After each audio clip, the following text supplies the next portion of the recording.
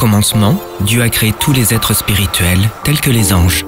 Et l'un des anges supérieurs, appelé Lucifer, ou mieux connu sous le nom de Satan, voulut prendre la place de Dieu.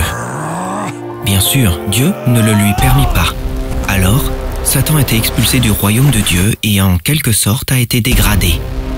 Maintenant, il n'était plus qu'un dirigeant du monde. En fait, le monde dans lequel nous nous trouvons en ce moment. Satan n'était plus autorisé à s'approcher de Dieu. Il s'est donc énervé contre lui, n'ayant plus qu'une seule idée en tête, se rebeller contre Dieu par tous les moyens possibles. Eh bien, plaçons simplement Satan ici, à cet endroit.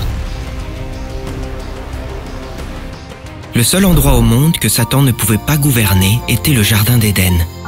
Et c'est exactement à cet endroit où Dieu créa l'homme. Il créa Adam et Ève, dans le seul but, avoir une communion avec eux et les aimer. Puisque Dieu est amour, il ne les voulait pas comme esclaves, mais par libre choix. L'amour se doit d'être réciproque. Dieu a donc planté un arbre dans le jardin comme une sorte de plan d'évasion pour Adam et Ève, l'arbre de la sagesse. Dieu leur a dit que s'ils mangeaient du fruit de l'arbre, il devrait les expulser du jardin et les éloigner de sa communion. Même si Dieu leur avait énoncé les conséquences, Adam et Ève ont été tentés par Satan, dissimulés sous la forme d'un serpent. Ils mangèrent du fruit et Dieu dut exécuter la sentence. Et voilà qu'Adam et Ève furent renvoyés du jardin, au même endroit où se trouvait Satan. Et ils étaient maintenant séparés de Dieu. Non pas parce que Dieu le voulait ainsi, mais parce qu'Adam et Ève ont pris eux-mêmes la décision. Cela signifie aussi que puisque nous sommes des descendants d'Adam et Ève, et que nous sommes nés sous le même verdict, nous sommes malheureusement également séparés de Dieu.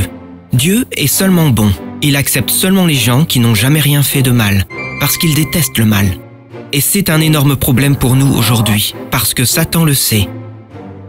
Et il affecte nos pensées et nos actions par tous les moyens possibles, que cela nous plaise ou non. Ne prenons que quelques exemples. Avez-vous déjà menti? Juste un petit mensonge. Avez-vous déjà volé quelque chose? Avez-vous déjà eu une relation sexuelle sans être légalement marié? Peut-être que vous avez regardé du porno. Ou peut-être avez-vous simplement mal utilisé le nom de Dieu. Oh Jésus! Oh, nom de... Savez-vous que Dieu a prononcé la peine de mort pour l'abus de son nom? En fait, nous ne nous débrouillons vraiment pas bien ici. Parce que le verdict, pour avoir fait ces choses, est d'aller directement en enfer quand nous mourrons. Peu importe à quel point nous avons été bons ou aimants, car une loi se dresse contre ceux qui la violent, peu importe leur amour ou leur gentillesse. Il semble que nous soyons tous sous le même verdict. Pourtant, malgré les imbéciles que nous sommes, Dieu nous aime tellement, et il veut toujours avoir une relation mutuelle avec nous, tout comme il le souhaitait depuis le commencement. Alors, Dieu a pris une décision radicale et incroyable. Il a envoyé son propre fils, Jésus-Christ, dans le monde. Jésus a pris la peine que nous étions censés recevoir. Il n'a rien fait de mal. Pourtant, c'est lui qui a été maltraité, accroché sur une croix. On lui a craché dessus, on l'a battu et on s'est moqué de lui, juste pour nous rendre libres. Sur cette croix, Jésus a pris toutes les mauvaises choses que vous avez faites, le péché. Il a même pris les maladies, la honte et la culpabilité. Et comme si ça ne suffisait pas, il a brisé les chaînes de la mort quand il est ressuscité après 3 jours. Et ainsi, Jésus a annulé le verdict que nous méritions à cause d'Adam et Ève.